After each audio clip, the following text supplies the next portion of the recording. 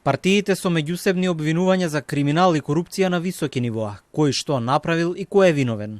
130 милиони евра од програмата ИПАРД се ставени во мирување, а опозицијата сега бара проширување на истрагата, со сомнежи дека и други луѓе се замешани.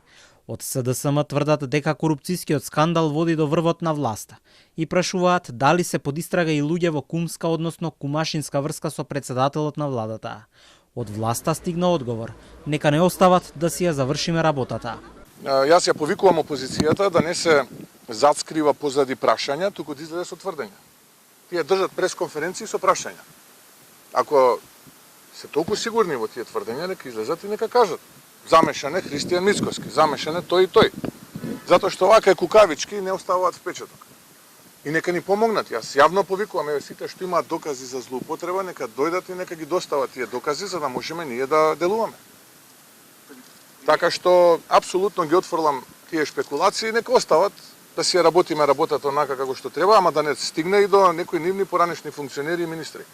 И тогаш да ги видам повторно да излезат на пресконференција. Корупцијскиот скандал со проневери кој заврши со истрага и апсење оди на директна штета на нашите земјоделци и тие се практично уништени. Ова е оценката на лидерот на СДСМ Венко Филипче.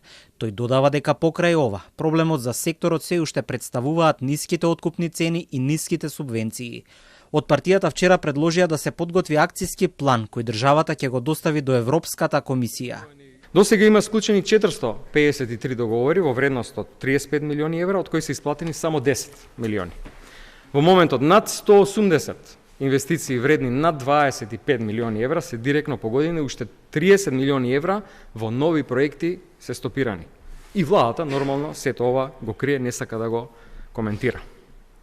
Ова е скандал што го потврдува тоа што го зборевме изминатите 15 месеци, дека оваа власт е длабоко корумпирана и целиот систем е зафатен од мрежи на корупција контролирани од врвот на ВМРО-ДПМНЕ. Срам пред Европа за нашата земја. Препукувањата на релација власт-опозиција се префрлија и на меѓусебни преписки помеѓу актуелни и поранешни функционери и министри. Актуелниот министер за земјоделство Цветан Трипуновски му порача на поранешниот министер Љупчо Николовски дека неговата политичка кариера е завршена, а го обвини и за незаконско работење, за што го повикува обвинителството да истражува. Николовски претходно тврдеше дека Трипуновски признал дека ИПАРД програмата е суспендирана, но не понудил одговорност или план за решавање на ситуацијата.